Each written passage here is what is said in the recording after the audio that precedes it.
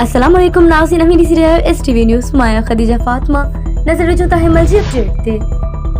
नाज़िम चोर जमाली का कुर्बान रिंद जी रिपोर्ट मौजूद all Sindh young PSTS promotion working committee जी गॾिजाणी सिंध सेक्रेटरी कराची में स्पेशल सेक्रेटरी साथी जंहिंमें महबूब हुसैन, मैडम अनीता खान, अब्दुल अजीम खोखर ऐं नजीबुल्ला सुमरो मौजूद हा।